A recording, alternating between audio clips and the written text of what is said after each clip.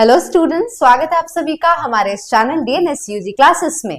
तो बच्चों, आज के इस लाइव सेशन के अंदर हम लोग डिस्कस करने जा रहे हैं यूनिट 5 के मोस्ट इंपॉर्टेंट क्वेश्चंस, जिसमें हम लोग वेरी शॉर्ट और लॉन्ग आंसर क्वेश्चंस को डिस्कस करेंगे। तो फटाफट से जितने भी थर्ड सेमेस्टर के बच्चे इस सेशन को ज्वाइन करिए और शेयर करिए उन सारे फ्रेंड्स के साथ जो आप सभी के साथ इस बार बीएससी थर्ड सेमेस्टर के एग्जाम्स देने वाले हैं।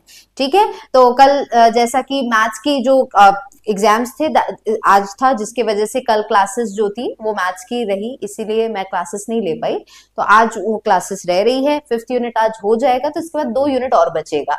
और जो भी बच्चे आई थिंक सभी के एग्जाम्स 10th से हैं, तो उससे पहले हम लोग ये कंप्लीट कर लेंगे। ओके, चलो तो जल्दी सेशन को ज्वाइन करिए। आई थिंक बहुत सारे बच्चे ऑलरेडी हमारे सेशन में आ चुके हैं। सभी को गुड इवनिंग बच्चों, जो सेशन में अभी आए हैं। गुड इवनिंग सारे बच्चों को। अच्छा, एक लोग क्या पूछ रहे हैं, ma'am I want to ask kindly that our examination is going to be written but you have uploaded MCQs also. देखो यहाँ पे ऐसा है कि कुछ बच्चों के एग्जाम्स एमसीक्यूज होते हैं, तो एमसीक्यू फॉर्मेट में जिनके होते हैं उनके लिए एमसीक्यू क्वेश्चंस हैं। बाकी आप देखेंगे तो हर यूनिट के थ्योरी वाले वीडियोस भी अपलोडेड है। तो आप अगर आपके एग्जाम्स में रिटन होने वाला है, थ्योरी बेस्ड एग्जाम्स होने वाले हैं, तो आप थ्योरी वाले वीडियोस देखिए। अगर आपके एग्जाम्स यहाँ पे कॉलेजेस में यहाँ पे एमसीक्यू फॉर्मेट में है, तो आप वो वाले वीडियोस देखिए, है ना, सिंपल सी बात है।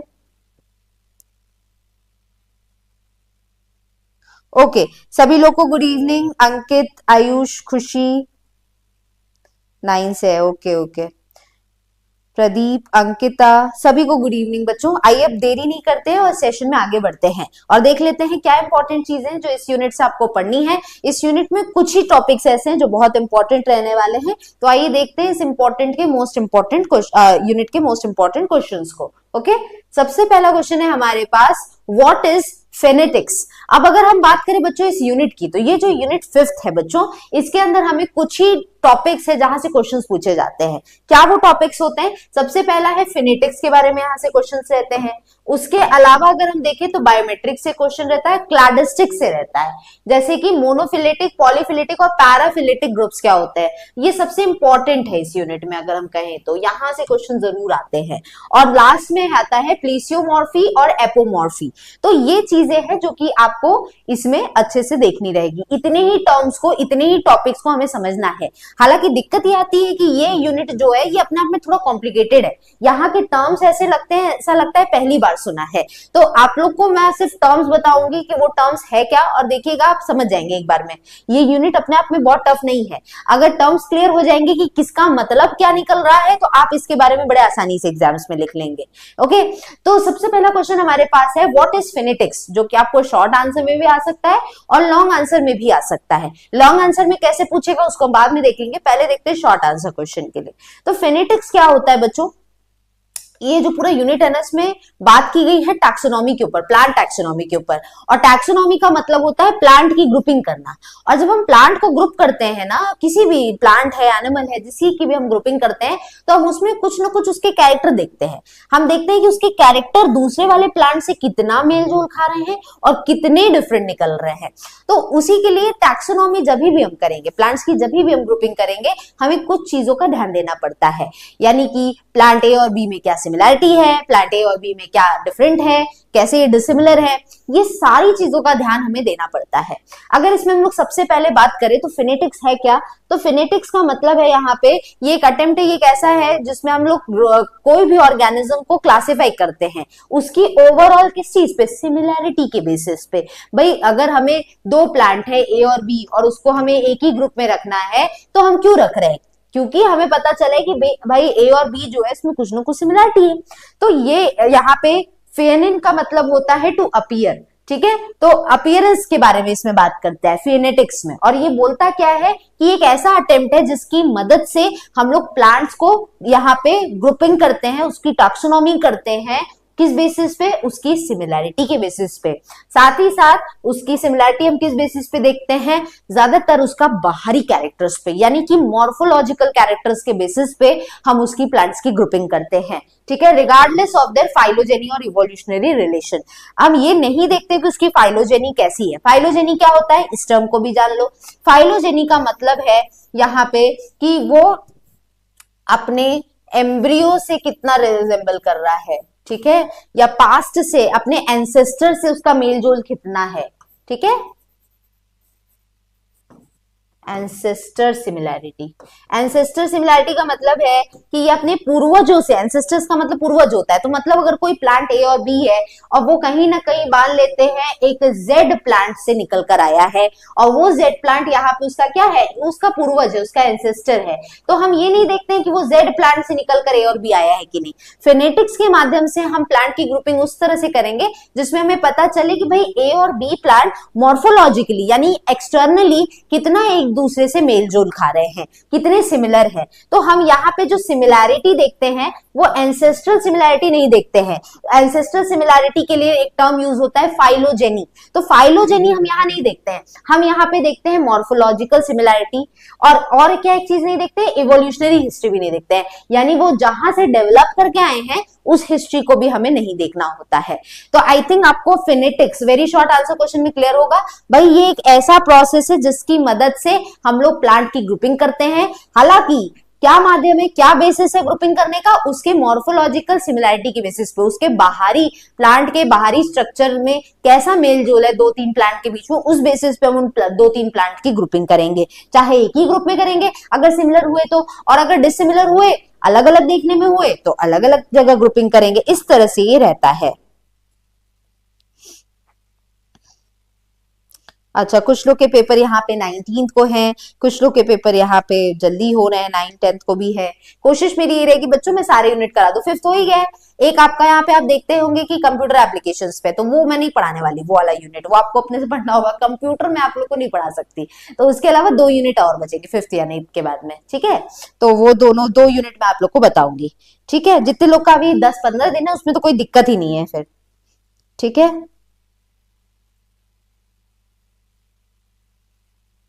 जिसका एमसीक्यू है वो एमसीक्यू पढ़ेंगे, जिसका थियरी है वो थियरी पढ़ेंगे, इसलिए बच्चों दोनों लेके हम लोग चल रहे हैं, ठीक है। चलो, गुड इवनिंग सभी को, जो भी बच्चे अभी सेशन में आए हैं। तो आई थिंक ये पहला क्वेश्चन क्लियर है बच्चों, फिनेटिक्स सभी को क्लियर है ना। आगे बढ़े अब, चलो। तो फिनेटिक्स जो है इसको एक और नाम से जाना जाता है। अब अगर ये लॉन्ग आंसर में आता है तो आपको इसमें क्या ऐड करना है। देखो बच्चों, जानते रहिए कि फिनेटिक्स को न्यूमेरिकल टैक्सोनॉमी भी बोलते हैं, यानी कि हम यहाँ पे न्यूमेरिकल मतलब नंबर आ गया, न्यूमेरिकल मतलब नंबर्स की बात हो रही है, तो हम यहाँ नंबर्स की टैक्सोनॉमी करते हैं। अब नंबर कहां से आ गया, आप तो सोच रहे कि भाई यहाँ तो मैम बता रही थी कि प्लांट की टैक्सोनॉमी हो रही है, तो न्यूमेरिकल टैक्सोनॉमी कैसी। अरे भाई, जब हम कैरेक्टर लेते हैं, मॉर्फोलॉजिकल कैरेक्टर लेते हैं, बाहरी कैरेक्टर लेते हैं प्लांट का, तो हम उसको एक नंबर देते हैं, उन नंबर्स की हम यहाँ पे क्या कर रहे हैं, टैक्सोनॉमी या ग्रुपिंग कर रहे हैं।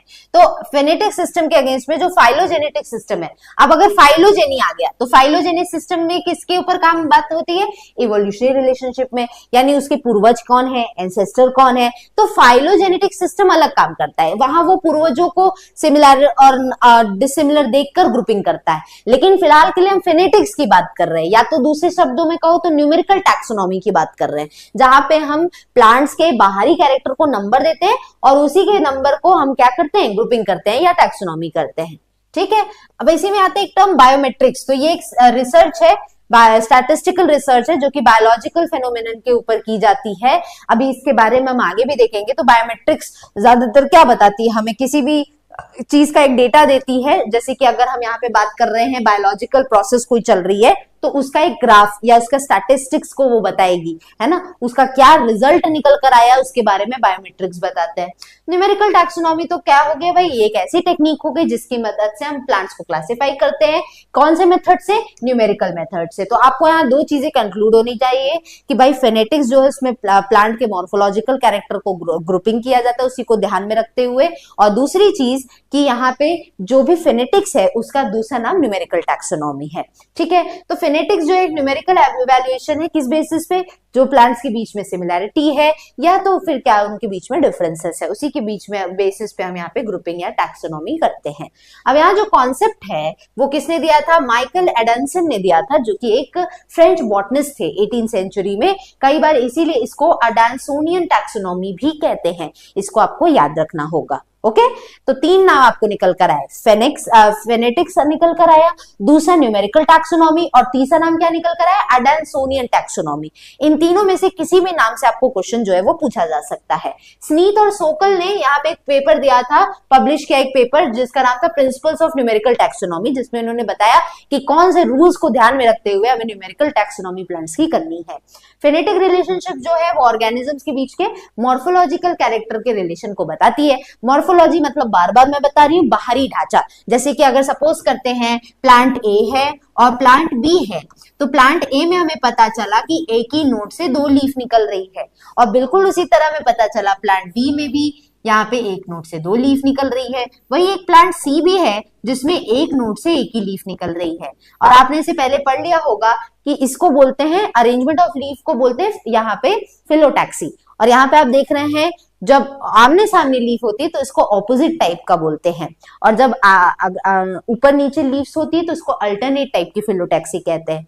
आप यहाँ देख पा रहे होंगे कि अगर हमें बाहरी स्ट्रक्चर के बेसिस पे ए, बी और सी इन तीनों प्लांट को अगर ग्रुप करना है तो मैं एक ग्रुप में कौन से दो प्लांट्स को रखूंगी, जल्दी जल्दी कॉमेंट करके बताओ मुझे, जल्दी से मुझे कमेंट करके बताएंगे तो इससे क्लियर हो जाएगा कि भाई आपको फिनेटिक्स जो है वो अच्छे से समझ में आ रहा है।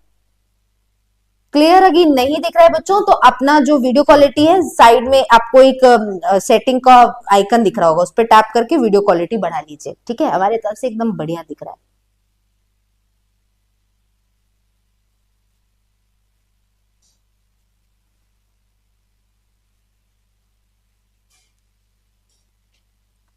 एग्जाम जिनका 17-13 को, तो उनको तो कोई टेंशन ही नहीं होनी चाहिए। ऑलमोस्ट 5th यूनिट पर है, अब 2 यूनिट तो और बचा है, उस 2 क्लासेस और हमारा ये कंप्लीट हो जाएगा। बाकी आप 5 यूनिट के लिए जो भी लाइव क्लासेस ली गई है वो वीडियोस में है, लाइव क्लासेस में रिकॉर्ड हुई है, उसको जाके जरूर देखिए, उसमें टेंशन लेने वाली तो कोई बात ही नहीं है, ठीक है। बिल्कुल सही, कुछ लोग के आंसर भी आ गए, एकदम सही आंसर आ रहा है। तो यहां से क्या पता चलता है कि ए और बी प्लांट जो है उसको एक ही में हम ग्रुप करेंगे, जबकि सी प्लांट को हम दूसरे ग्रुपिंग में करेंगे। तो यहाँ पे जो मेथड हुआ टैक्सोनॉमी का वो कौन सा हुआ, न्यूमेरिकल टैक्सोनॉमी, जिसका दूसरा नाम है फिनेटिक्स और तीसरा नाम है एडेंसोनियन टैक्सोनॉमी। तो ये है बच्चों फिनेटिक्स के बारे में, इतनी चीजें आपको याद रखनी है, ठीक है। यहीं पे आगे चल के हम क्लैडोग्राम और क्लैड भी पढ़ेंगे। क्लैडोग्राम क्या होता है, इवोल्यूशनरी क्लासिफिकेशन बताता है यहाँ पे कि किस तरह से प्लांट्स जो है वो इवॉल्व किए हैं, किस तरह से प्लांट अपने पूर्वजों से निकल कर आए हैं, जिसके माध्यम से हम उसको समझते हैं, वो है क्लैडोग्राम। क्लैड क्या है, वो ग्रुप है ऑर्गेनिज्म का जिससे एंसेस्टर्स आते हैं और साथ में उसके डिसेंडेंट्स भी आते हैं, मतलब उसकी नेक्स्ट जनरेशन भी देखने को मिलती है। तो क्लैड वो ग्रुप ऑफ ऑर्गेनिज्म है, और जिस प्रोसेस में, जिस ट्री की मदद से हम इस पूरे प्रोसेस को समझते हैं, वो उस ट्री को, उस पूरे ब्रांचिंग को, उस पूरे नेटवर्क को क्लैडोग्राम कहते हैं। अभी आगे चल के सेशन में हम इन दोनों तीनों चीजों के बारे में डिटेल में देखेंगे। अभी फिलहाल के लिए आप न्यूमेरिकल टैक्सोनॉमी समझ लेंगे। अब बात करते हैं यहाँ पे बायोमेट्रिक्स, बेसिक डेफिनेशंस इन बायोमेट्रिक्स। बायोमेट्रिक्स के बारे में आप जानते हैं, जो कि हमारा नेक्स्ट टॉपिक है। क्वेश्चन हमारे यहाँ पे बनता है, what are the basic definitions in biometrics used in numerical taxonomy। तो बायोमेट्रिक्स क्या है बच्चों, मैंने बताया था ये एक स्टैटिस्टिकल रिसर्च है किसी भी बायोलॉजिकल प्रोसेस में। यहाँ पे हम मैथमेटिक्स और स्टैटिस्टिक्स की मदद से किसी भी लिविंग ऑर्गेनिज्म, चाहे वो प्लांट है चाहे वो एनिमल है, उसको हम समझते हैं। कुछ बेसिक डेफिनेशंस की बायोमेट्रिक्स के अंदर बात करें तो यहाँ पे साइंटिफिक स्टडी की जाती है, ठीक है। तो यहाँ पे एक इंपॉर्टेंट फीचर है साइंटिफिक स्टडी का कि जो यहाँ पे कॉमनली एक्सेप्टेड है, और वो ये है validity of scientific evidences, objectivity in the presentation and evaluation of the data। सबसे पहले तो हम ये देखते हैं कि भाई यहाँ पे वो कौन सा कैरेक्टर है जो हमें पढ़ना है, उसके बाद में हम उसको पूरे जो एविडेंस है, उसकी जो सबूत है उसको निकालते हैं, और उसके बाद उसको प्रेजेंट करते हैं, और उसको फिर एक डेटा निकालते हैं उसका, और उसी डेटा को हम लोग यहाँ पे उसके ऊपर एक एथिकल कोड यूज करते हैं, और किसी भी साइंटिफिक मेथड से इसको पढ़ा जाता है। आपने देखा होगा बच्चों, बहुत सारे ग्राफ निकल कर आते हैं इस तरह से, जो कि किसी भी चीज के बारे में बताते हैं।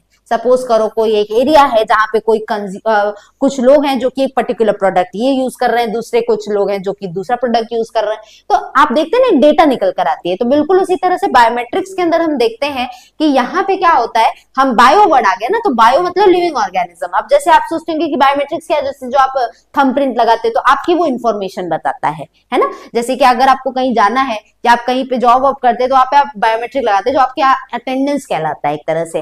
तो बायोमेट्रिक्स बायोमेट्रिक्स क्या हो जाता है, वो आपका बारे में इंफॉर्मेशन दे रहा है या वो आपको पहचान रहा है। तो यहाँ पे बायोमेट्रिक्स की अगर हम बात करें तो ये प्लांट के बारे में इंफॉर्मेशन देता है और उस पूरी प्लांट की वो डेटा निकाल कर देता है, इसी को हम यहाँ पे बायोमेट्रिक्स कह रहे हैं।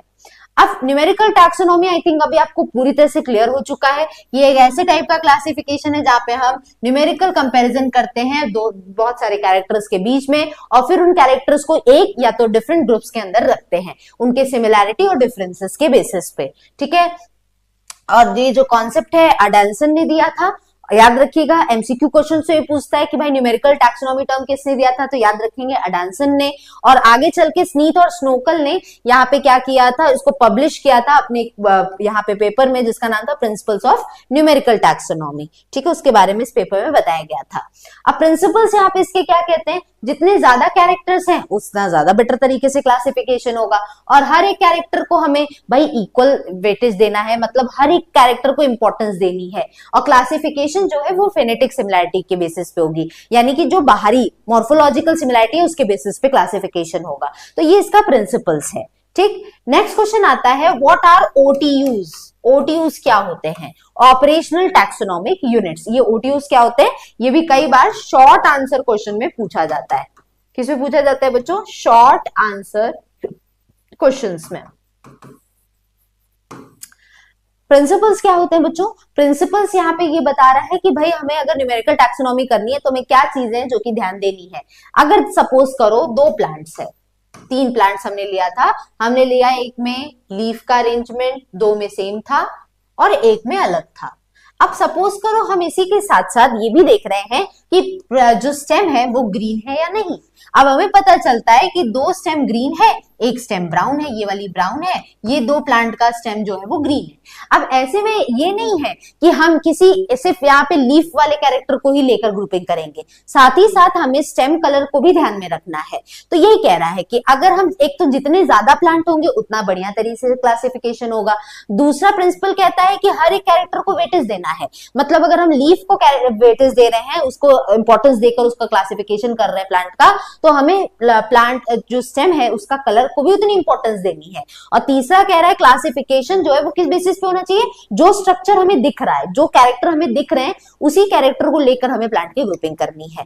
तो अगर न्यूमेरिकल टैक्सोनॉमी या फिनेटिक्स के प्रिंसिपल्स आते हैं तो आप ये 3 प्रिंसिपल्स यहाँ पे बताएंगे। इसी के साथ बढ़ते हैं हम ओटीयूज के ऊपर, ठीक है। अब आते हैं हमारे नेक्स्ट क्वेश्चन पे विच इज ओटीयूज। ओटीयूज क्या होता है,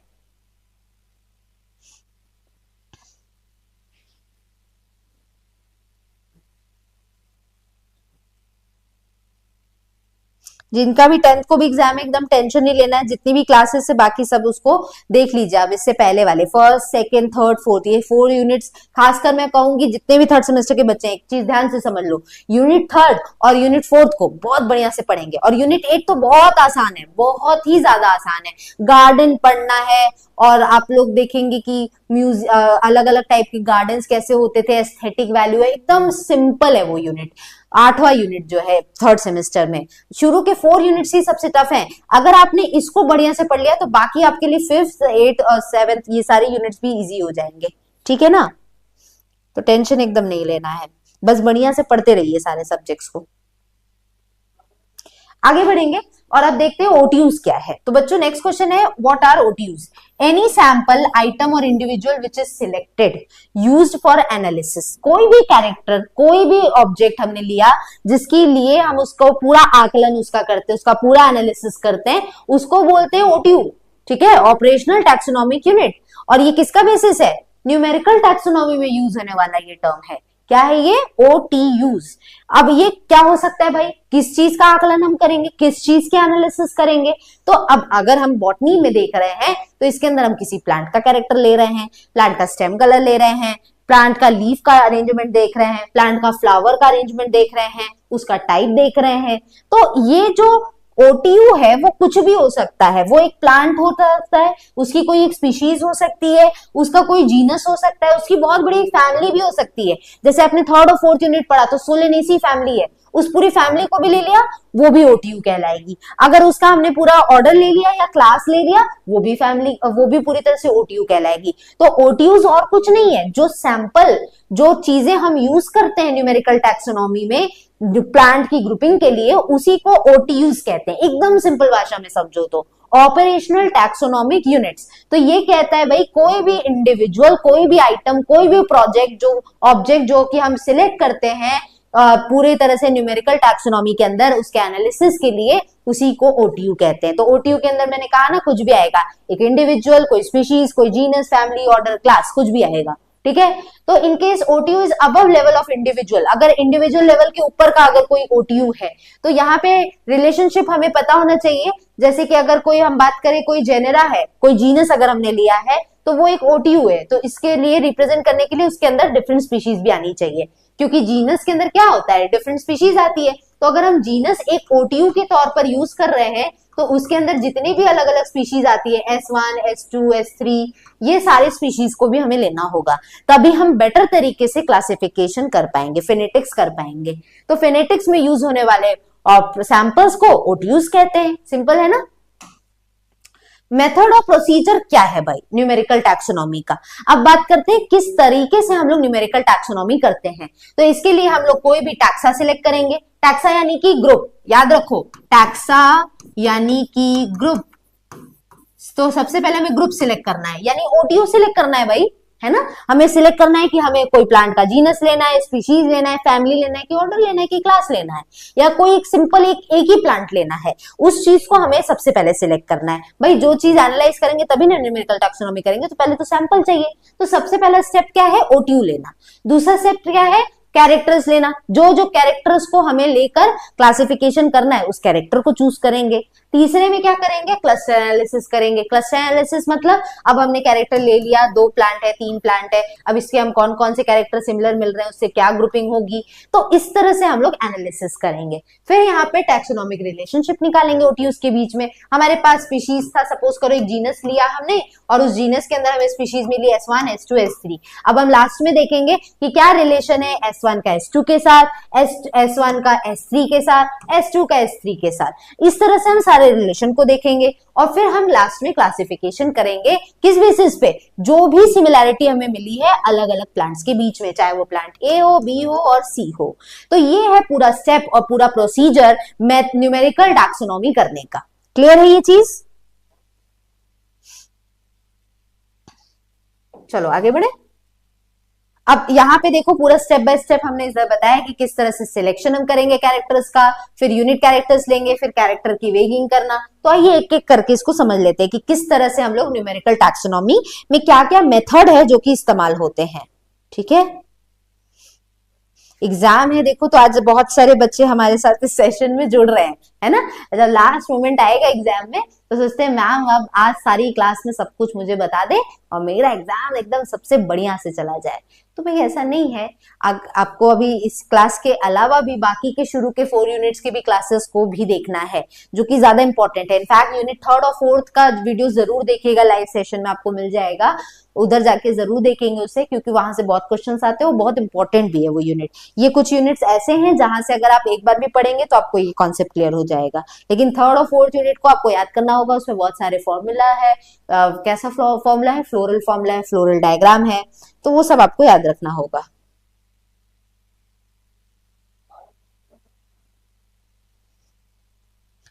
अम्बेज ऐसा क्यों कह रहे हैं, अब तो थियोरी करा दीजिए। अरे भाई थियोरी तो करा रही हूं, बिल्कुल। यूनिट 3rd और यूनिट 4th के जितने भी प्लांट्स हैं सबको बढ़िया से पढ़ लेंगे। जो भी मैंने आप लोग को सेशन में कराया, सेशन वाला देखिए ना, जो जो मैंने इंपॉर्टेंट फैमिलीज बताई है, डाइकॉट और मोनोकॉट में, सबके इंपॉर्टेंट फीचर बताया, उसका एमसीक्यू भी जरूर देखना। ठीक है, जितने भी बच्चों को एमसीक्यू नहीं भी आ रहा है उनको भी मैं सजेस्ट करूंगी कि यूनिट 3rd और 4th का मैंने वेरी एमसीक्यू सेशन जो करा है उसको जरूर करेगा, क्योंकि वहां से जो वेरी शॉर्ट आंसर क्वेश्चन है यूनिट 3rd और 4th से, वो वैसे ही बनता है जैसे एमसीक्यू में आते हैं क्वेश्चन। ठीक है, तो इस तरह से ये चीजें देखेंगे। चलो अब आगे बढ़ते हैं, तो एक एक करके सारे देखेंगे। सबसे पहला है सिलेक्शन ऑफ कैरेक्टर, यानी ओटीयू सिलेक्ट करना। तो जो कि हम लोग जहाँ पे कह रहे हैं यूनिट कैरेक्टर्स हमें सिलेक्ट करना है। तो यूनिट कैरेक्टर्स जो है कैसे क्लासिफाई किया गया है, बाइनरी कैरेक्टर लिया। बाइनरी मतलब ही 2 होता है, यानी कि यहाँ 2 कैरेक्टर रहेगा। अब कोई कैरेक्टर है जिसके पास 2 स्टेट्स है और रिकॉर्ड किया गया है प्रेजेंट और एब्सेंट के बेसिस पे। जैसे सपोज करो हमें कोई प्लांट मिला है, अब कोई या तो एनिमल मिला है, कुछ भी मिला है, तो हमने एक बेसिस बनाया है सेल वॉल। अब सेल वॉल पता चल रहा है उन 2 ऑर्गेनिज्म में है या नहीं, उसको कैसे दिखाएंगे, प्रेजेंट एब्सेंट से। और प्रेजेंट एब्सेंट के लिए हम कंप्यूटर में क्या फीड करेंगे, एक जगह हम प्लस लिखेंगे या 1 लिखते हैं और दूसरी जगह हम माइनस या 0 लिखते हैं, इस तरह से हम लिखेंगे। अब इससे हमें क्या पता चलेगा कि भाई सेल वॉल जो है वो प्लांट ए में है और प्लांट बी में नहीं है, तो इस तरह से ऐसे लिखा जाता है। तो बाइनरी कैरेक्टर्स हमें लेने होते हैं। उसके अलावा यहाँ पे क्वालिटेटिव मल्टी स्टेट कैरेक्टर्स भी लेने हैं। ये क्या होता है, ये जो कैरेक्टर्स है इसमें 3 से ज्यादा कॉन्ट्रास्टिंग फॉर्म है, जैसे कि फ्लावर कलर हुआ। अब फ्लावर कलर की बात करें तो अलग अलग प्लांट्स में अलग अलग फ्लावर कलर है, कोई रेड हो सकता है, कोई व्हाइट हो सकता है, कोई येलो हो सकता है, बहुत सारे कलर्स है भाई। तो ऐसे में क्या हो रहा है, हम यहाँ पे ढेर सारे कैरेक्टर्स को एनालाइज कर रहे हैं। फ्लावर कलर ही लिया है कैरेक्टर, लेकिन उसमें पता चल रहा है बहुत वेरिएशन है, कलर बहुत सारे मिल रहे हैं। अब हमें यहाँ पे लेकिन सेल वॉल मिलता है, तो सेल वॉल के लिए तो 2 ही कैरेक्टर है, या तो होगा सेल वॉल या तो नहीं होगा। तो जब 2 कैरेक्टर ले रहे हैं तो बाइनरी कैरेक्टर, जब मल्टीपल कैरेक्टर ले रहे हैं तो मल्टी स्टेट कैरेक्टर्स। उसके अलावा क्या है, क्वांटिटेटिव मल्टी स्टेट कैरेक्टर। अभी तो क्वालिटी की बात की, अब क्वांटिटी की बात करेंगे। जैसे कि यहाँ पे अगर हम बात करें लेंथ ऑफ स्पोर, या तो मान लो कि कोई एक बैक्टीरिया है जिसमें हम केमिकल देखना है कि वो कितना ज्यादा या कितना कम है, तो जब हम यहाँ पे क्वांटिटी की बात करेंगे, क्वांटिटी मतलब कोई चीज कम है या ज्यादा, तो यहाँ पे हम देखते हैं जैसे कोई केमिकल है, तो कोई केमिकल है जो कि किसी बैक्टीरियल स्ट्रेन ने प्रोड्यूस किया, वो ज्यादा है या कम है। अब उस बेसिस पे हमने क्या किया, उस बैक्टीरिया को ग्रुपिंग कर दी, चाहे एक ही में चाहे अलग से, उसका नाम अलग हो गया, उसका ग्रुप अलग हो गया। इस तरह से हम यहाँ पे कैरेक्टर्स को साथ में लेकर कंपेयर करते हैं, चाहे हम 2 कैरेक्टर लें चाहे मल्टीपल कैरेक्टर लें। मल्टीपल कैरेक्टर में भी हम कभी क्वालिटी चेक कर रहे हैं, कभी हम क्वांटिटी चेक कर रहे हैं। इस तरह से कैरेक्टर्स वेगिंग की जाती है, ठीक है। इस तरह से कैरेक्टर्स का सिलेक्शन होता है, ये पहला स्टेप है न्यूमेरिकल टैक्सोनॉमी में। उसके बाद रूल्स क्या है भाई, अगर हमें सिलेक्शन करना है यूनिट कैरेक्टर्स का, तो हर एक यहाँ पे दिया है must include all the parts. अगर हमें कोई एक ऑर्गेनिज्म, प्लांट ऑर्गेनिज्म मिला है, तो उसके हमें सारे पार्ट्स को देखना है। फ्लावर देखना है, स्टेम लिखना है, लीफ देखना है, रूट देखना है, सब देखना है। नॉट लेस देन 550 कैरेक्टर, 50 से कम कैरेक्टर होने नहीं चाहिए। अब जैसे एग्जांपल के तौर पे भले मैं बता रही हूँ ए और बी प्लांट है, लेकिन इन रियलिटी ऐसे 1 या 2 कैरेक्टर नहीं होते, ऐसे ढेरों 50 कैरेक्टर कम से कम हमें लेने हैं। और ये सारे एक ही स्टेज लाइफ साइकिल में होने चाहिए। ऐसा नहीं है कि एक कोई प्लांट है उसको हमने सबसे छोटा था वो तब लिया, सपोज करो वो इतना छोटा पौधा था, दूसरा प्लांट हम ले रहे हैं जो कि बहुत बड़ा पेड़ हो चुका है। नहीं, हमें सारे प्लांट को एक ही स्टेज पर लाकर कंपेयर करना है, ताकि हर एक प्लांट के हर एक पार्ट प्रॉपरली डेवलप हो चुके हो, ठीक है। और अटेंशन यहाँ पे देना है किस चीज को, भाई न्यूमेरिकल टैक्सोनॉमी है तो हमें तवज्जो, हमें इंपॉर्टेंस किसको देनी है, मॉर्फोलॉजी को, फिजियोलॉजी को, इकोलॉजी को, और उसका प्लांट का डिस्ट्रीब्यूशन कहाँ का हुआ है। मतलब जो चीजें हम आंखों से देख सकते हैं उन्हीं कैरेक्टर्स को लेके न्यूमेरिकल टैक्सोनॉमी करनी है। तो ये बात हो गई कि किस तरह से हम सिलेक्शन करते हैं। ओके, 17 तक क्या भाई, 10 ही तक हो जाएगा, टेंशन नहीं लेंगे। 10 तक ही यूनिट 3 के सारे वेरी शॉर्ट और लॉन्ग आंसर क्वेश्चंस कंप्लीट हो जाएंगे। उसके बाद में एमसीक्यू भी करवाऊंगी, ठीक है। First semester botany, BSc botany का सब हो चुका है भाई, है ना। उधर से तो मैंने सारा ही चीजें करा दिया है। 3rd और 4th यूनिट में तो 21 प्लांट है। हाँ, प्लांट्स तो बहुत सारे हैं, लेकिन यहाँ पे क्या करना है बच्चों, आप लोग को मेरे लाइव सेशन जाके देख लेना, वहां मैंने सिलेक्टेड फैमिली प्लांट्स का ही बारे में बताया, उन प्लांट्स को ज्यादा पढ़ लेना।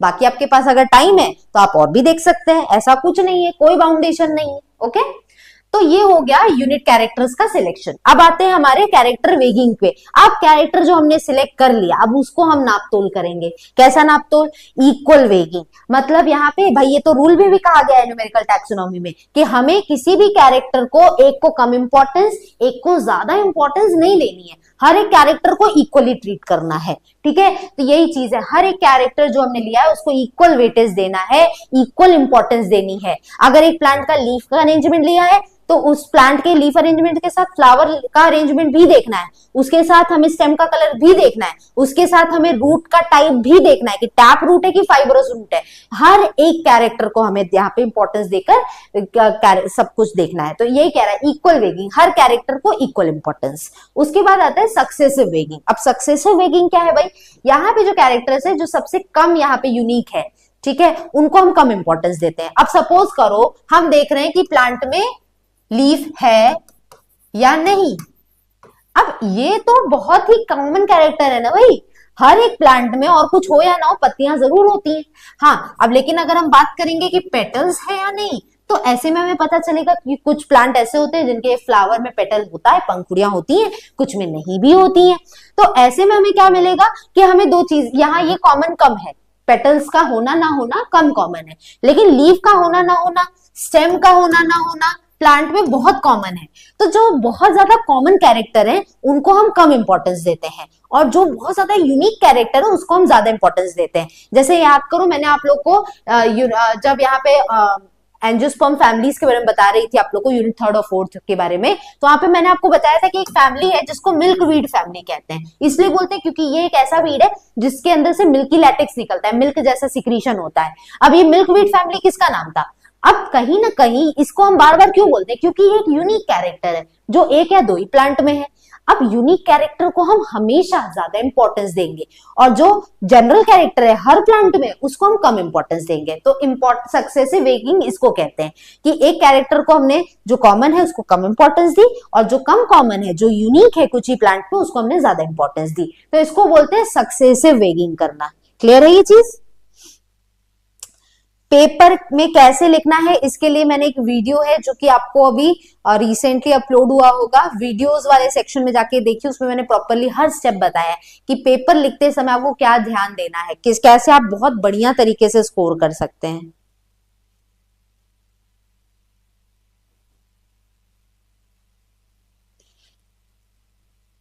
एमसीक्यू नहीं हुआ है, थियोरी भी हुआ है, उसका थियोरी आपको वीडियोस वाले सेक्शन मिल जाएगा।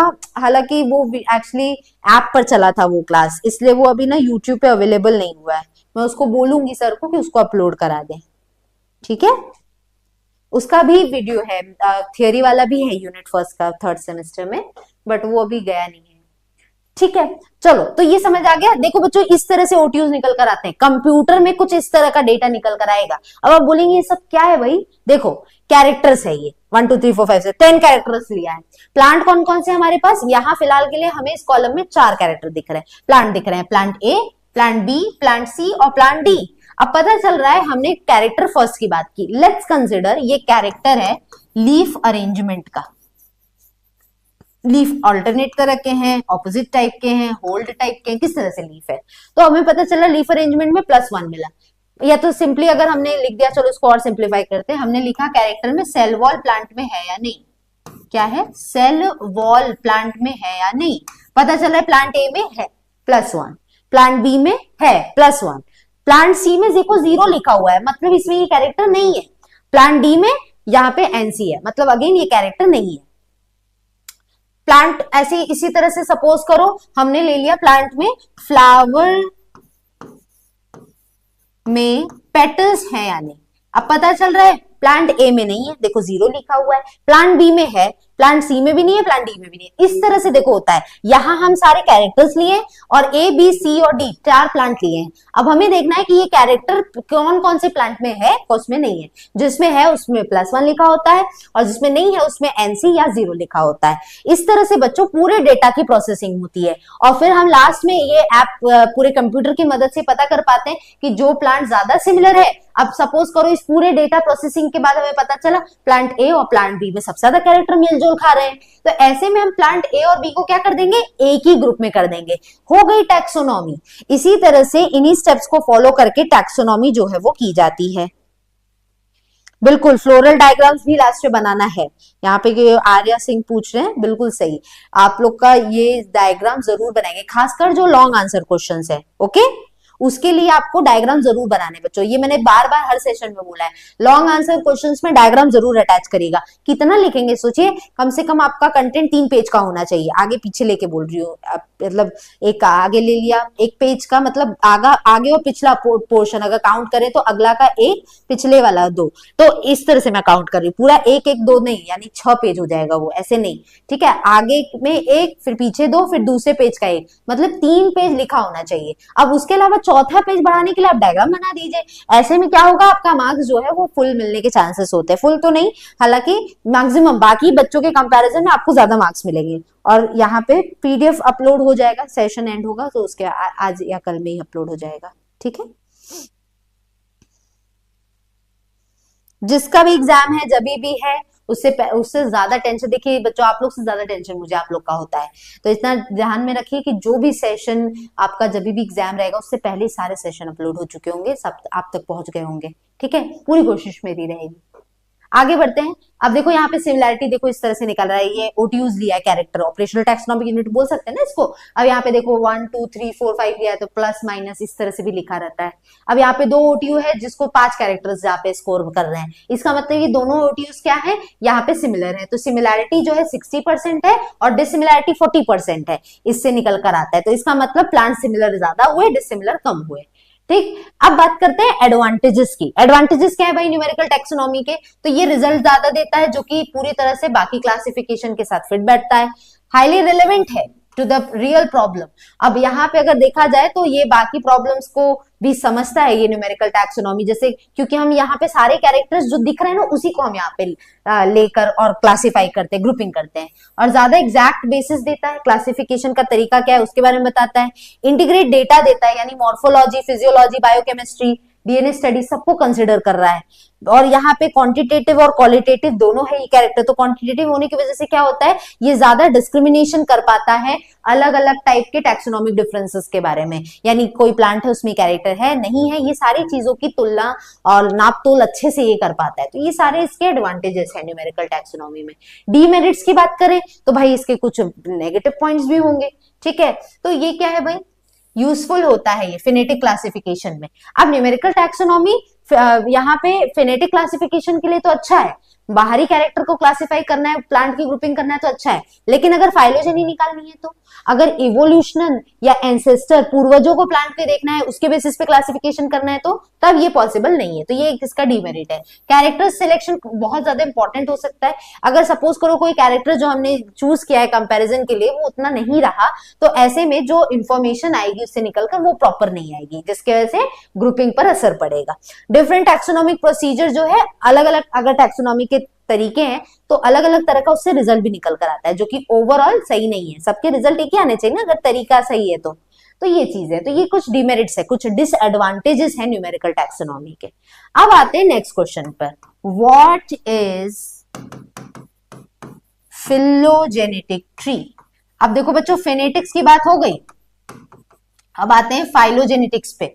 फेनेटिक्स की बात हो गई, न्यूमेरिकल टैक्सोनॉमी जिसे हमने कहा उसकी बात हो गई, प्रोसेस देखा, एडवांटेज देखा, डिसएडवांटेज देखा। अब बात करते हैं फाइलोजेनेटिक ट्री क्या है, नेक्स्ट क्वेश्चन है ये।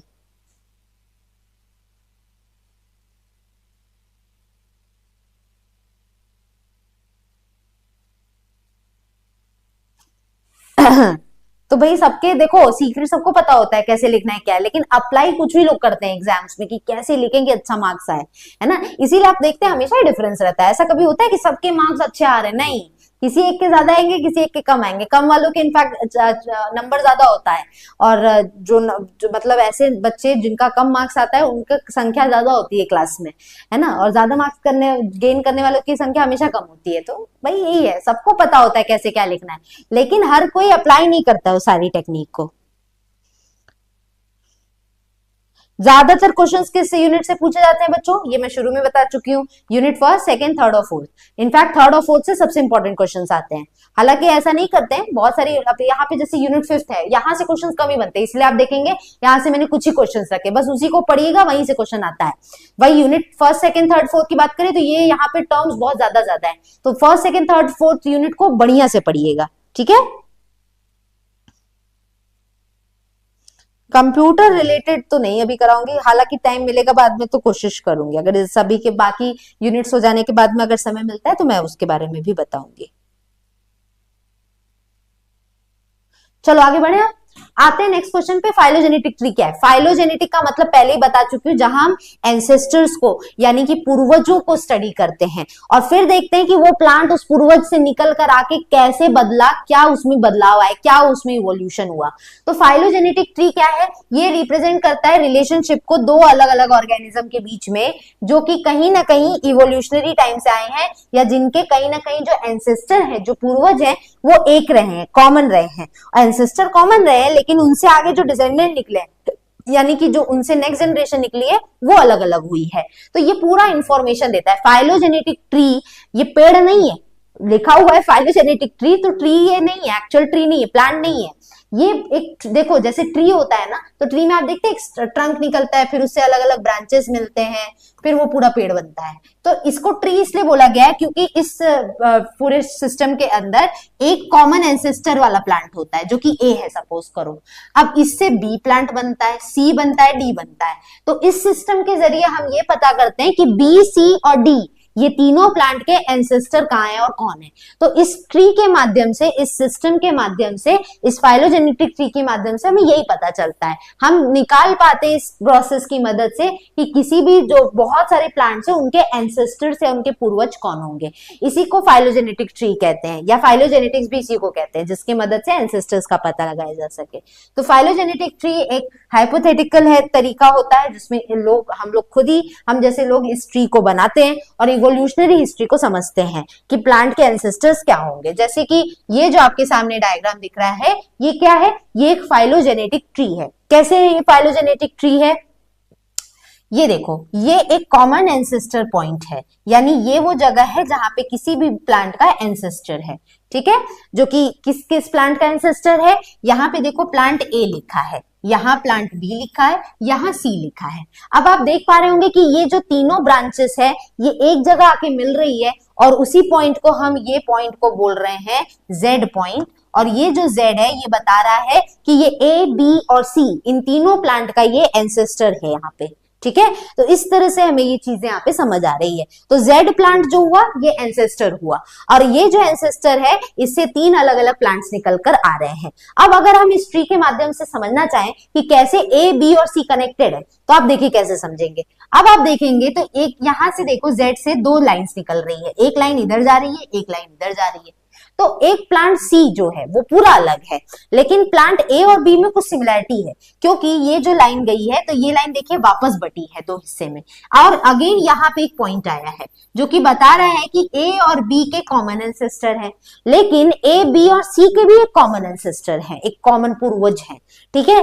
अब बी और ए और इस ट्री के माध्यम से हम एक और चीज पता लगाते हैं कि ए और बी में सिमिलरिटी ज्यादा है अगर इसकी तुलना में देखें ए और सी के या बी और सी के।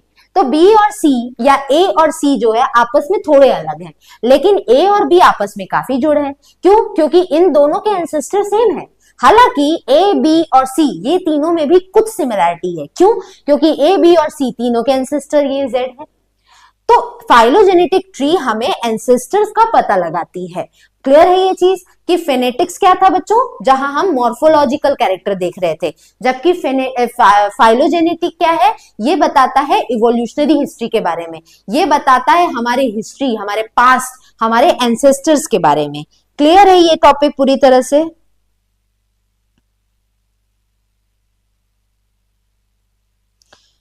फ्लोरल डायग्राम में किस तरह से क्या शो करते हैं इसके बारे में पूरी तरह से मैंने बच्चों आप लोग को लाइव सेशन में प्रीवियस वाले में कराया, यूनिट 4 को आप जाके उसे जरूर देखिए। अगर सुपीरियर ओवरी है तो जी के नीचे अंडरलाइन हम करते हैं, इंफीरियर ओवरी है तो जी गाइनोइशियम होता है इसके ऊपर अंडरलाइन हम करते हैं। इस तरह से इसको दिखाया जाता है। अब अगर ये फ्यूज है या ओपन है इसको दिखाना है तो क्या करते हैं हम, अगर नंबर सपोज करो इसका गाइनोइशियम का 1 है तो इसको हम ब्रैकेट में रखते हैं, अगर ब्रैकेट में नहीं रखा है मतलब वो ओपन है, और अगर ब्रैकेट में रखा है मतलब जुड़ा हुआ है। हालांकि एक कैसे जुड़ा रहेगा, कम से कम नंबर ये 2 होना चाहिए, तो इसका मतलब है कि ये जो दो गाइनोइशियम है ये आपस में जुड़े हैं, और अगर जो दो के बगल में ब्रैकेट नहीं है मतलब ये फ्री है। सुपीरियर को नीचे से अंडरलाइन, इंफीरियर को ऊपर से अंडरलाइन, और पेरीगाइनस के लिए बीच में अंडरलाइन होता है, ठीक। क्लोर फ्यूज है तो ब्रैकेट में रहता है, फ्यूजन नहीं है तो ब्रैकेट नहीं लगाता है, ठीक है ना। क्लियर है? गोजो कैसा कैसा तो आप लोग ये नाम रखते हैं मैम, ये तो फॉर्मूला में लिखते हैं ना, बिल्कुल फॉर्मूला में ही लिखते हैं, और कैसे लिखना है आपको शो करने के लिए तो हम फ्लोरल। अच्छा डायग्राम की बात कर रहे हैं, अच्छा डायग्राम की अगर हम बात करें तो इसमें हम लोग जैसे कि ये देखो एक ओवरी है, ठीक है, ये देखो ये आपस में जुड़ा हुआ है, ये ऐसे दिखाते हैं, दो ओवरी आपस में जुड़ी हुई है, ओके, ऐसे इसको दिखाते हैं फ्यूजन या फ्री कंडीशन को। सुपीरियर इंफीरियर हम डायग्राम में नहीं दिखा सकते, सुपीरियर या इंफीरियर ओवरी इसको हम डायग्राम में नहीं दिखा सकते हैं। क्लियर है ये चीज?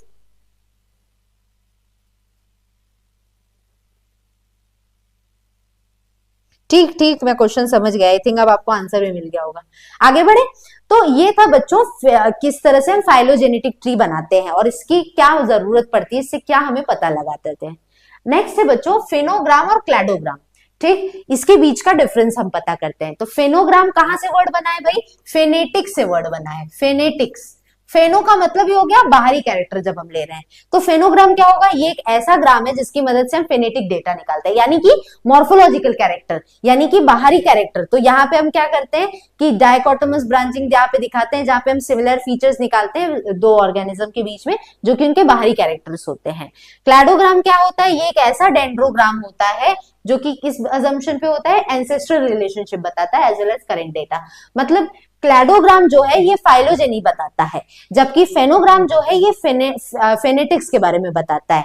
ये जो हम ग्राफ बनाएंगे फेनोग्राम, इसमें हम एक्सटर्नल कैरेक्टर का ग्राफ बनाते हैं, जबकि जो क्लैडोग्राम है यहाँ पे हम एंसेस्ट्रल रिलेशनशिप को दिखाते हैं। जहां वर्ड एंसेस्टर आ गया, मतलब यहाँ पे किसकी बात हो रही है, एंसेस्टर, पूर्वजों की बात हो रही है, मतलब फाइलोजेनी की बात हो रही है। तो जब हम फाइलोजेनी दिखाते हैं तो क्लैडोग्राम है, जब हम फेनेटिक्स दिखाते हैं तो फेनोग्राम है। आसान है ये दोनों का डेफिनेशन।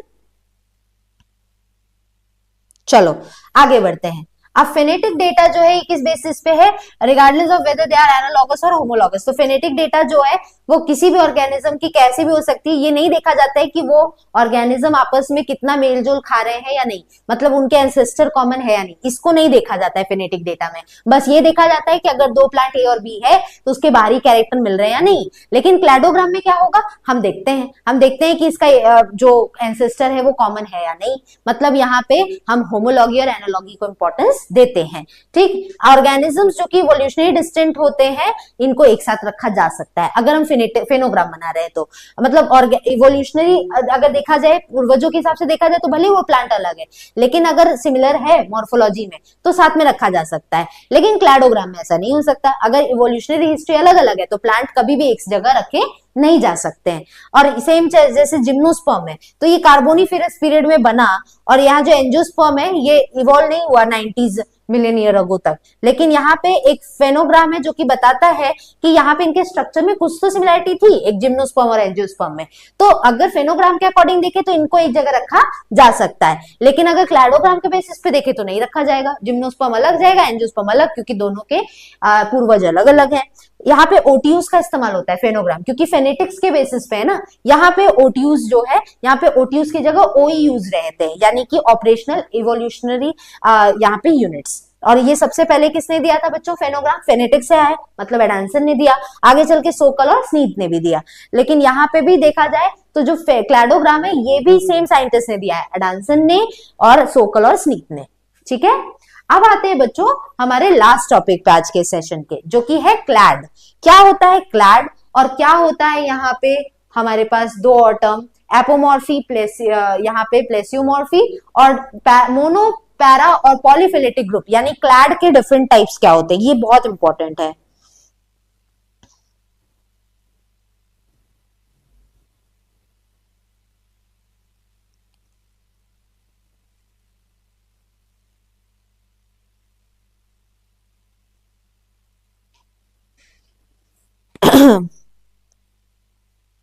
क्या पूछे भाई, डेंड्रोग्राम नहीं समझ आया? डेंड्रोग्राम देखो अच्छा, दोनों में डेंड्रोग्राम लिखा है। डेंड्रोग्राम क्या है बच्चों, यही जो आपके सामने ये रखा जा रहा है ना, इसको ये जो पूरा ट्री है इसको डेंड्रोग्राम भी बोलते हैं। ठीक है, क्लासिफिकेशन का तरीका डेंड्रोग्राम कहलाता है। क्लैड क्या है आइए जानते हैं। Next question, what is a clad? Clad क्या होता है? ये ग्रुप ऑफ स्पीशीज है जिसके कॉमन एंसेस्टर होते हैं और अलग अलग डिसेंडेंट होते हैं। पूर्वज एक ही रहेंगे लेकिन जो आगे के नए ऑर्गेनिज्म है वो अलग अलग होते हैं। जैसे कि यहाँ देखिए आपके सामने डिफरेंट क्लैड है, इसको डेंड्रोग्राम भी बोलेंगे क्योंकि ये पूरा ब्रांचिंग सिस्टम है, ट्री सिस्टम है ना, इसको डेंड्रोग्राम भी बोलते हैं। अब यहाँ पे आपको क्या दिख रहा है भाई, ये जो पॉइंट है ये कॉमन एंसेस्टर है ए। अब यहां से देखिए जो ब्रांचेस निकल रहे हैं, इसका एक और एंसेस्टर निकला बी। अब बी से क्या निकल रहा है, सी डी ई, और FGH, ये अलग अलग प्लांट्स निकल रहे हैं। अब यहाँ पे ABCD में नहीं पढ़ा रही हूँ, बस एग्जाम्पल दिया है कि ये BCD ये सब डिफरेंट डिफरेंट प्लांट है। अब आप यहाँ पे देख पा रहे होंगे कि इन क्लैड से ये पता चलता है कि कॉमन एंसेस्टर इस पूरे डिफरेंट प्लांट CDEFG का कौन है, B और A है। अगर इन तीनों का भी देखा जाए, B का देखा जाए तो कौन है, A है। तो क्लैड एक यहाँ पे ग्रुप ऑफ स्पीशीज है जो कि बताता है कि इसमें कॉमन एंसेस्टर होंगे, पूर्वज होंगे, जिनके डिसेंडेंट्स होंगे, मतलब आने वाले नेक्स्ट और जनरेशन होगी, वो सभी को इस ग्रुप में दिखाया जाता है। इसको क्लैड बोलते हैं बच्चों, ठीक है। अब यहाँ पे अगर देखा जाए तो यहाँ पे इस दो टॉपिक को हम लास्ट में डिस्कस करेंगे। क्लैड के अगर देखें तो हमारे पास 3 ग्रुप आता है, मोनोफिलेटिक ग्रुप, पैराफिलेटिक ग्रुप और पॉलीफिलेटिक ग्रुप। बहुत ही ज्यादा इंपॉर्टेंट क्वेश्चन है ये, है ना, वेरी वेरी इंपॉर्टेंट, याद रखिएगा इसको, यहां से क्वेश्चन जरूर आता है। तो इसको कई बार ये वेरी शॉर्ट में भी पूछ देता है, मोनोफिलेटिक या पैरा या पॉली में से कोई एक पूछ दिया वेरी शॉर्ट में, तो ये भी करता है। तो इसको ध्यान से समझ लेंगे तो आप समझ लीजिए आपका ये यूनिट बहुत बेहतर तरीके से तैयार हो जाएगा, ठीक है। चलो आगे बढ़े। अब क्या होता है भाई कि क्लैड के अंदर ये 3 ग्रुप आता है, मोनो, पैरा और पॉली। मोनो का मतलब आप जानते होंगे 1 होता है, पैरा का मतलब ज्यादा होता है, पॉली का मतलब ढेर सारा होता है। अब देखते हैं इन तीनों का मतलब क्या है। तीनों में देखिए आप डेंड्रोग्राम देख पा रहे होंगे, हालांकि तीनों के डेंड्रोग्राम अलग अलग हैं, है ना, और तीनों अलग अलग चीजों को बताते हैं, लेकिन सभी क्लैड के अंदर आते हैं। मोनोफिलेटिक क्या बताता है, इसमें एंसेस्टर है सारे डिसेंडेंट्स के, एन एंसेस्टर मतलब कि एक एंसेस्टर सारे डिसेंडेंट के। पैराफिलेटिक में क्या बताता है, एंसेस्टर आता है लेकिन सारे डिसेंडेंट उसके नहीं आते हैं। जैसा कि अगर आप इस डायग्राम को देखें तो यहाँ पे हमारे पास एक एंसेस्टर है ए, चलो ABCD है ना, तो मान लेते हैं ये Z है एंसेस्टर। अब इस Z एंसेस्टर के A B C और D ये सारे जो है एंसेस्टर से ये नए डिसेंडेंट्स आ रहे हैं। तो ये जो पूरा हुआ ना, ये पूरा आपके पास डेंड्रोग्राम, इसको मोनोफिलेटिक कहेंगे। क्यों? क्योंकि यहाँ पे सिर्फ एक ही एंसेस्टर है और बाकी सारे अलग अलग डिसेंडेंट आते हैं। तो जब एंसेस्टर एक ही हो और डिसेंडेंट ढेर सारे हो तो इस ग्रुप को बोलते हैं मोनोफिलेटिक ग्रुप। मोनो इसलिए क्योंकि इन सभी का एंसेस्टर एक ही है, मोनो का मतलब ये एक होता है, तो यहाँ पे एक का मतलब क्या है, एंसेस्टर एक है। नेक्स्ट आता है पैराफिलेटिक, इसमें क्या है, एंसेस्टर आते हैं लेकिन सारे डिसेंडेंट नहीं आएंगे। एंसेस्टर तो एक ही होता है भाई, लेकिन सारे डिसेंडेंट नहीं होंगे। जैसे कि अगर हम बात करें कि यहाँ पे अगर मान लो एक एंसेस्टर है, ये तो Z था, इस डायग्राम के भी अकॉर्डिंग जाए तो Z है, लेकिन मान लेते हैं इसके ऊपर एक एंसेस्टर निकला Y किसका एंसेस्टर होगा, ABC का हो सकता है ना एंसेस्टर, लेकिन क्या D का एंसेस्टर होगा? जरा इस क्वेश्चन को आप बताएंगे, आपको अपने आप पैराफिलेटिक समझ आ जाएगा। मोनोफिलेटिक तो आई थिंक सभी को क्लियर होगा कि मोनोफिलेटिक में एक कॉमन एंसेस्टर है और बाकी सब उसके ढेर सारे डिसेंडेंट है। इस सिस्टम को बोलते हैं मोनोफिलेटिक ग्रुप। लेकिन अब यहाँ पे मैं बता रही हूं कि ये जो सेकंड है इसमें हम देख रहे हैं कि एक Z तो है कॉमन एंसेस्टर, लेकिन उसके अलावा एक और पॉइंट आ रहा है Y। अब बताइए, क्वेश्चन मेरा आप सभी के लिए ये है कि इस Y एंसेस्टर के जो भी डिसेंडेंट है वो A B C और D चारों हैं या सिर्फ A B और C है? क्या जो Y एंसेस्टर है इसका जो डिसेंडेंट है वो चारों हैं या सिर्फ 3 है? बताइए, कमेंट करिए, ओनली 3 या ऑल 4, बताइए। इन दोनों में से एक चीज कमेंट करके लिखेंगे मुझे। क्या इस Y एंसेस्टर के ये चारों डिसेंडेंट हुए, नेक्स्ट जनरेशन हुआ, कि Y जो यहाँ पे एंसेस्टर है इसके A B और C ये सिर्फ 3 ही डिसेंडेंट हुए या नेक्स्ट जनरेशन हुए? बताइए इसे फटाफट से।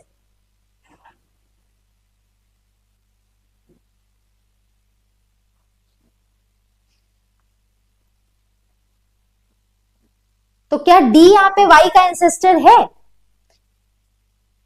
और उल्टा बोल दिया, Y यहाँ पे D का एंसेस्टर है या नहीं, ये बताएंगे। अच्छा, ओनली 3 है।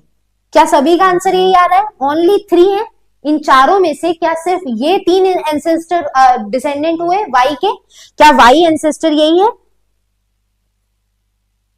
ये लास्ट है भाई क्वेश्चन, ठीक है। इसके बाद सेशन एंड हो जाएगा। बस मोनो, पैरा और पॉलीफिलेटिक आपको समझाना है, इसके बाद सेशन एंड हो जाएगा, ठीक है। सभी को समझ आ गया? मतलब यहाँ पे जो Y है वो सबका एंसेस्टर नहीं है, D का तो बिल्कुल नहीं है, A B और C का तो है। तो इसको हम लोग बोलते हैं पैराफिलेटिक ग्रुप। मतलब इस मोनोफिलेटिक का एक हिस्सा पैराफिलेटिक भी है।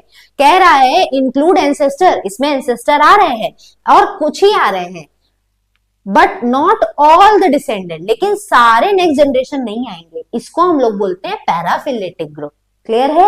अब आते हैं तीसरे और आखिरी टाइप पे, जो कि है पॉलीफिलेटिक ग्रुप। अब पॉलीफिलेटिक ग्रुप में देखा जाए तो इसमें दो डिसेंडेंट्स आ रहे हैं but not their common ancestor. दो कन्वर्जेंट डिसेंडेंट तो आ रहे हैं, मतलब दो डिसेंडेंट निकल कर आ रहे हैं, लेकिन दोनों के एंसेस्टर एक नहीं निकल रहे हैं। जैसे कि अगेन सेम डायग्राम है, लेकिन क्वेश्चन बदल जाएगा। ये हमारा था एंसेस्टर Z, इस डायग्राम के अकॉर्डिंग ये हमारा एंसेस्टर था, ये थोड़ा हाँ, ये एंसेस्टर था Y, और अब एक और एंसेस्टर निकाल रहे हैं इस जगह पे, जो कि है X। ठीक, अब मेरा क्वेश्चन ये है आप सभी के लिए कि जो X एंसेस्टर है, क्या वो C का भी एंसेस्टर है? क्या जो X एंसेस्टर है, क्या वो C का भी एंसेस्टर है? यस या नो में आंसर करेंगे। X एंसेस्टर A और B का दिख रहा है, लेकिन क्या ये C का भी एंसेस्टर होगा या नहीं? यस या नो? X जो है वो क्या C का एंसेस्टर है? यस या नो? बताइए जल्दी जल्दी फटाफट।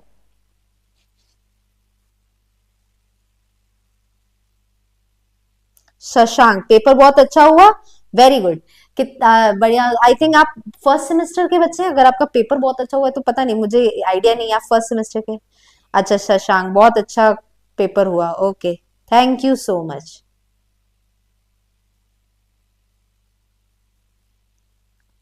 थैंक यू भाई, इतने सारे अच्छे अच्छे कमेंट बताने के लिए मुझे।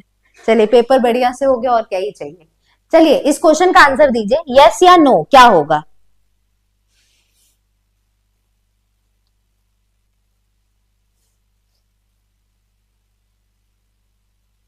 चलो ठीक ठीक, अब आते हैं इस क्वेश्चन पे। तो क्लियर है सभी को कि यहाँ पे ये जो x है वो क्या होगा? एंसेस्टर A और B का तो है, लेकिन C का नहीं है।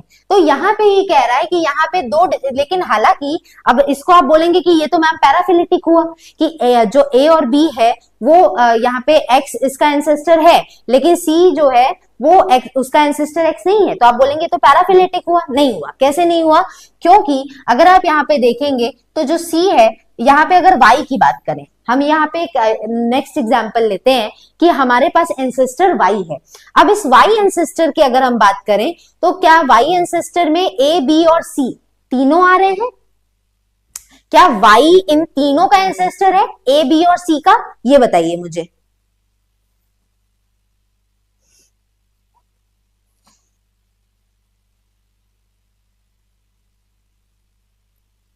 चलो बहुत बढ़िया शशांक, आपका पेपर बहुत बढ़िया हुआ। ठीक है, बढ़िया बढ़िया, आपका परसेंटेज भी आए। चलो, जूलॉजी आप लोग को याशिता मैम पढ़ाएंगे भाई। ठीक है चलो, इसका आंसर दीजिए फटाफट से। क्या यहाँ पे जो Y हमारा एंसेस्टर है, इस Y एंसेस्टर के A, B और C तीनों डिसेंडेंट है या नहीं है? बताइए जल्दी जल्दी, यस या नो?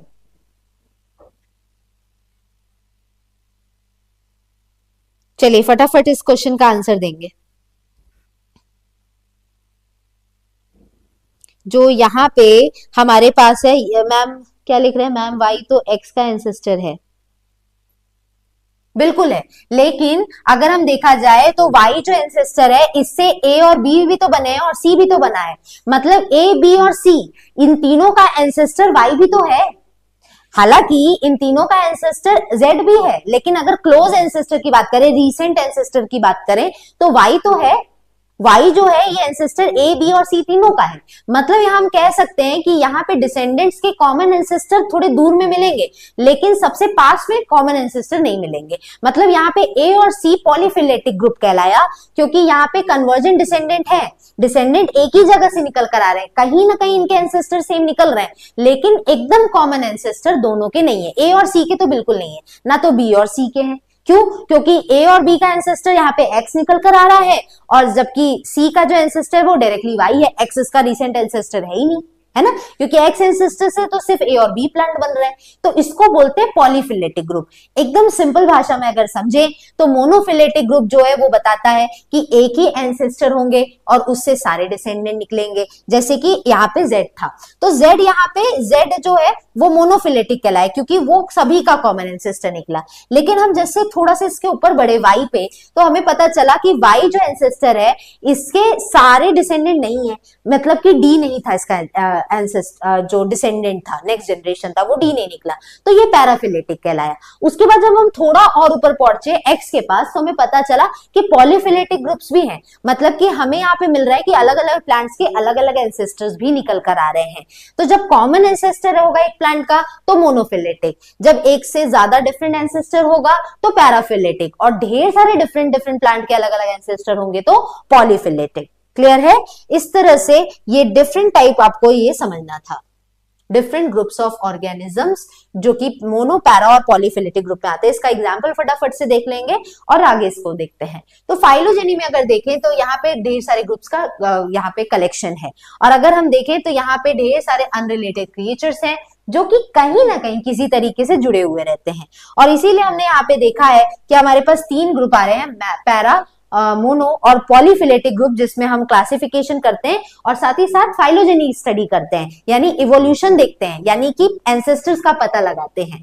ठीक, तो यहाँ पे हमें पता चलता है कि मोनोफिलेटिक ग्रुप एक ऐसा ग्रुप है ऑर्गेनिज्म का जहां पे सारे एंसेस्टर आते हैं और सारे डिसेंडेंट्स आते हैं, मतलब एक कॉमन एंसेस्टर और बाकी सारे उसके नेक्स्ट जनरेशन आते हैं। ठीक है, पॉलीफिलेटिक ग्रुप में हमें यही पता चला कि यहाँ पे ऑर्गेनिजम्स के ढेर सारे अलग अलग एंसेस्टर्स हैं, मल्टीपल इवोल्यूशनरी लाइनेज है, मतलब एक कॉमन एंसेस्टर नहीं है तो वो पॉलीफिलेटिक कहलाया। मोनोफिलेटिक ग्रुप्स में यहाँ पे साइंटिफिकली वैलिड है ग्रुपिंग करने का, जो कि यहाँ पे बताते हैं इवोल्यूशनरी रिलेशनशिप को। मोनोफिलेटिक ग्रुप जो है ये ट्रू है बिकॉज ये इवोल्यूशनरी रिलेशनशिप और नेचुरल क्लासिफिकेशन भी बताता है। मोनोफिलेटिक टर्म वर्ड आया है मोनो से, मोनो का मतलब 1 होता है और फाइलॉन का मतलब ग्रुप, रेस या ट्राइब होता है। ठीक है, तो मोनोफिलेटिक कहीं ना कहीं क्या बताता है कि जब सारे प्लांट एक ही ग्रुप में, एक ही एंसेस्टर में आए तो वो मोनोफिलेटिक होता है। ठीक, तो इस तरह से मोनोफिलेटिक लेते हैं। एग्जाम्पल इसका अच्छे से याद रखेंगे, जैसे कि हम यहाँ पे बर्ड्स की बात कर रहे हैं, इस एग्जाम्पल को ध्यान दीजिएगा, बहुत इंपॉर्टेंट है। बर्ड्स में अगर हम बात करें तो birds share a common ancestor, जैसे बर्ड्स के कॉमन एंसेस्टर है, तो यहाँ पे ये जो ग्रुप है इसमें सारे बर्ड्स आएंगे, चाहे उस ग्रुप के अंदर हम चिकन्स लें, ईगल लें, पेंगुइन ले, अब ये सारी बर्ड्स हैं, अब इसका एक ही कॉमन एंसेस्टर होगा। तो ऑल द बर्ड्स, यहाँ पे जितने बर्ड्स हैं, मैं कितने भी टाइप ले लूं, यहाँ पे सबका बीक अलग होगा, सबके फेदर अलग होंगे, लेकिन सबका एक ही कॉमन एंसेस्टर होगा। मतलब ये जो एग्जाम्पल है ये कैसा हुआ, मोनोफिलेटिक हुआ। ठीक है, इसी के जैसे अगर हम पैराफिलेटिक की बात करें तो यहां बताता है कि ग्रुप ऑफ क्रिएचर्स जिनका कॉमन एंसेस्टर है, कुछ डिसेंडेंट भी है लेकिन सारे डिसेंडेंट नहीं है उस एक कॉमन एंसेस्टर के। तो जब एक एंसेस्टर के सारे नेक्स्ट जनरेशन में, नेक्स्ट जनरेशन जिससे निकल कर आ रहे हैं वो सारे नेक्स्ट जनरेशन उसी एंसेस्टर के अगर ना हो तो उसको पैराफिलेटिक कहते हैं। ठीक है, और इसके अंदर अगर एग्जांपल्स की अगर हम बात करें, ये सब आपके लिए पढ़ने के लिए बच्चों पीडीएफ, आप इसको पढ़िएगा तो समझ आएगा। अब जो मुझे एक्सप्लेन करना है वो मैं बता रही हूँ, लाइन बाय लाइन हम इसमें नहीं जा रहे हैं। अगर हम देखें तो जैसे एनिमल्स है जो कि रेप्टाइल्स के अंदर रखे गए हैं। ठीक है, तो रेप्टाइल्स है, अब रेप्टाइल्स में कौन आते हैं, रेप्टाइल्स के अंदर देखो जैसे स्नेक आता है, लिजर्ड आता है, क्रोकोडाइल आता है और टर्टल्स आता है। ठीक है, तो ये सब पैराफिलेटिक हुए। क्यों आप पैराफिलेटिक बोल रहे हैं भाई, क्योंकि ये सारे एनिमल्स के कॉमन एंसेस्टर हैं, लेकिन जो ग्रुप है इसमें सारे डिसेंडेंट नहीं है। अगर मैं बोल रही हूँ कि रेप्टाइल्स के अंदर मैं स्नेक भी ले रही हूँ, लिजार्ड भी ले रही हूँ, क्रोकोडाइल भी ले रही हूँ, टर्टल भी ले रही हूँ, लेकिन क्या मैंने इतने एग्जाम्पल में सारे रेप्टाइल का नाम ले लिया, बिल्कुल नहीं। इसका मतलब एंसेस्टर तो कॉमन है, लेकिन जितने इसके नेक्स्ट जनरेशन बने, जो डिसेंडेंट बने, जैसे स्नेक, लिजर्ड, रेप्टाइल, अलग अलग रेप्टाइल्स आ गए, स्नेक, लिजर्ड, क्रोकोडाइल और टर्टल, इसके अलावा और भी तो रेप्टाइल्स हैं, उनका नाम तो मैंने नहीं लिया। तो कॉमन एंसेस्टर तो है, लेकिन नेक्स्ट जनरेशन सब जब ना आए उसके अंदर तब वो पैराफिलेटिक कहलाएगा। बर्ड्स जो है डिसेंडेंट है, सेम एंसेस्टर है रेप्टाइल्स के, लेकिन अगेन वो यहाँ पे ग्रुप ऑफ रेप्टाइल्स इनका अलग होगा।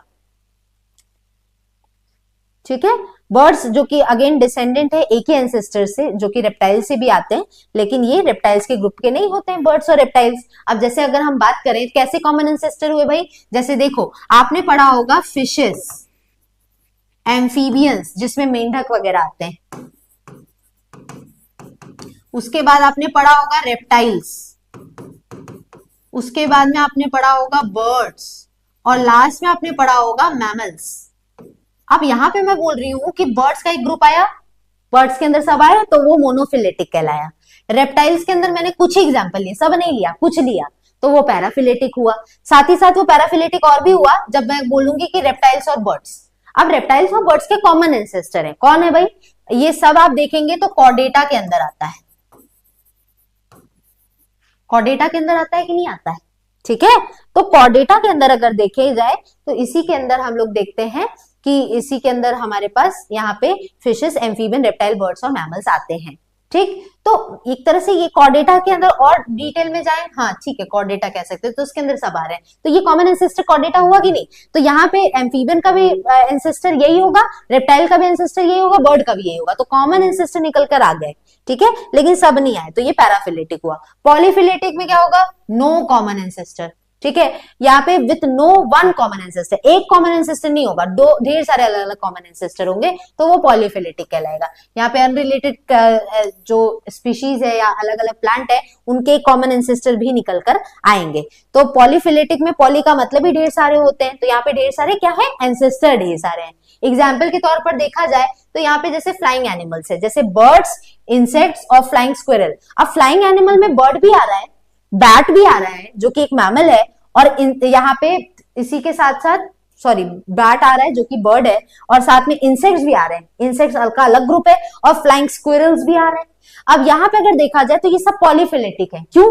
क्योंकि ये सारे एनिमल्स उड़ तो सकते हैं, भले सबके कुछ कॉमन कैरेक्टर है, लेकिन क्या सभी के पूर्वज एक ही है? बिल्कुल नहीं। तो जब कॉमन एंसेस्टर नहीं होते बर्ड, बैट्स और इंसेक्ट्स के, सबके अलग अलग इवोल्यूशन है, सबके अलग अलग पूर्वज है, तो ये कहलाएगा पॉलीफिलेटिक ग्रुप। ठीक है बच्चों, तो ये कुछ डिफरेंसेस है जो कि मैंने लिखे हैं, आप इसको टेबल के फॉर्म में इसको जरूर पढ़िएगा। सबकी एक जगह देखो डेफिनेशन है जो कि बताता है कि कैसे एक ही कॉमन एंसेस्टर हुआ, तो मोनोफिलेटिक।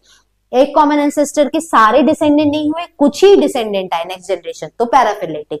और जब एंसेस्टर ही अलग अलग हो गए तो पॉलीफिलेटिक। कॉमन एंसेस्टर किसमें होगा? सिर्फ मोनोफिलेटिक में। कुछ कॉमन एंसेस्टर किसमें होगा? पैराफिलेटिक में। एक भी कॉमन एंसेस्टर सबके नहीं होंगे तो पॉलीफिलेटिक।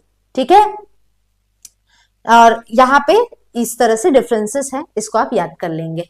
ठीक, तो उसको सिमिलैरिटीज मैंने यहाँ पे लिख कर दे दी है, ये सिमिलैरिटीज आप इसमें देख लेंगे। जैसे कि यहाँ पे ये रिलेशनशिप बताता है ऑर्गेनिजम्स के बीच में, डिफाइन करता है, टैक्सा बताता है, ग्रुपिंग बताता है ऑर्गेनिजम्स का। ठीक है, और डिफरेंट टाइप्स का हमें एंसेस्टर्स का पता लगा सकते हैं, सबसे इंपॉर्टेंट ये है।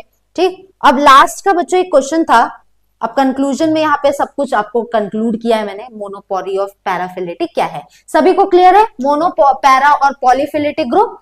अब यहाँ भी बच्चों एक टॉपिक रह गया था, ये आपको बताना था। लास्ट क्वेश्चन है, बहुत छोटा है। What is apomorphy and plesiomorphy? ठीक है, आइए एक एक करके देखते हैं। एपोमॉर्फी क्या होता है? ये बताता है एक इवोल्यूशनरी कैरेक्टर को जो कि किसी एक ही ग्रुप या क्लैड के अंदर आता है और इसके सारे डिसेंडेंट मतलब नेक्स्ट जनरेशन भी आते हैं। And apomorphy restrict to a single species. अगर कोई एक स्पीशीज के बारे में ही एपोमॉर्फी है तो उसे यहाँ पे ऑट एपोमॉर्फी भी कहते हैं। जैसे कि यहाँ पे फेदर्स का होना बर्ड्स में, एव्स यानी कि बर्ड्स, तो presence of feathers in birds, absence of legs in snakes. अब जैसे लेग अगर नहीं है तो हम तुरंत बोलेंगे कि हम रेप्टाइल्स या स्नेक्स की बात कर रहे हैं। रेप्टाइल्स में भी क्योंकि क्रोकोडाइल वगैरह के पास तो लेग होता है, तो स्नेक्स के पास लेग नहीं है। अगर फेदर की बात हम करते हैं तो तुरंत बर्ड्स आता है दिमाग में। बिल्कुल उसी तरह ये मतलब एपोमॉर्फी बताता है कि ये एक इवोल्यूशनरी कैरेक्टर जो कि किसी एक क्लैड के में रहेगा, मतलब ये स्पेसिफिकली किसी एक ग्रुप का कैरेक्टर बताता है। एपोमॉर्फी ये होता है, मॉर्फी वर्ड है ना, तो मॉर्फी का मतलब ही क्या होता है? जब हम एक्सटर्नल कैरेक्टर को समझते हैं, तो जब एक एक्सटर्नल कैरेक्टर किसी एक ही ग्रुप के बारे में सब कुछ बताए तो वो मतलब क्या है? एपोमॉर्फी है। जैसे कि एग्जांपल आपको देती हूं, मैं बोल रही हूं यहां पे गिल्स, गिल्स मैंने बोला है, बताओ कौन सा ऑर्गेनिज्म, कौन सा ग्रुप ऑफ ऑर्गेनिज्म दिमाग में आपका आया जैसे मैंने गिल्स बोल दिया? चलिए जल्दी जल्दी बताइए। जैसे अगर मैं गिल्स बोलती हूँ बच्चों, GILLS, गिल्स, आप बताइए कि गिल्स बोलते आपके दिमाग में कौन सा ग्रुप ऑफ ऑर्गेनिज्म आता है?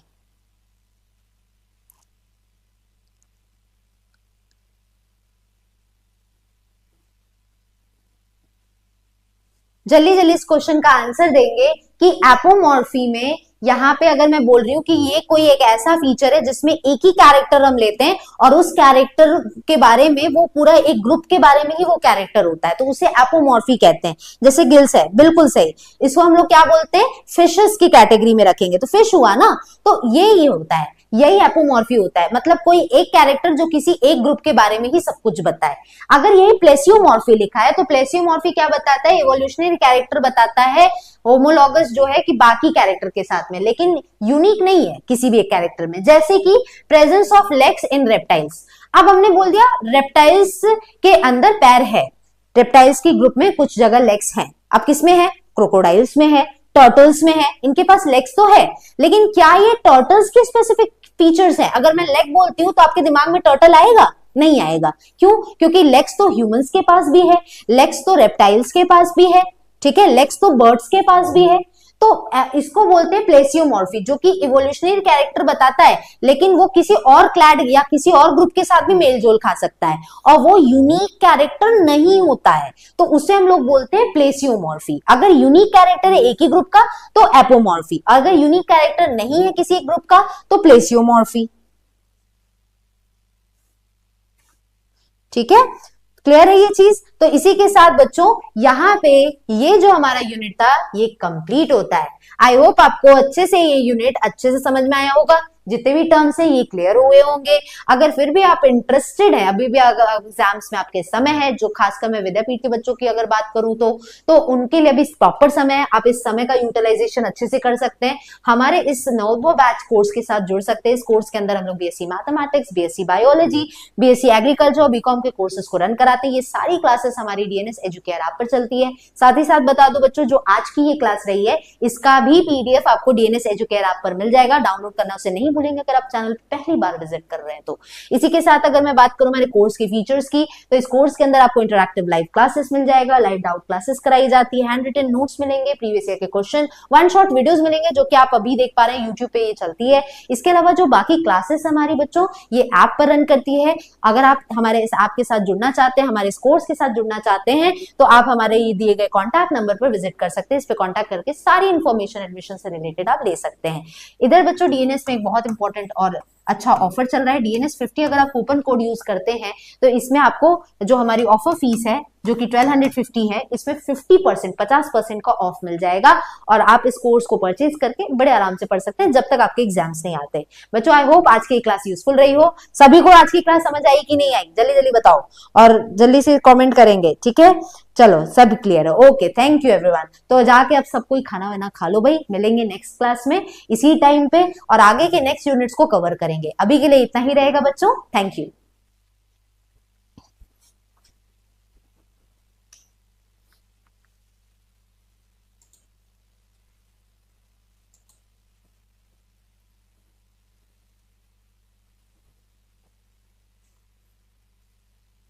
मतलब सर आप हमको एंड भी करने नहीं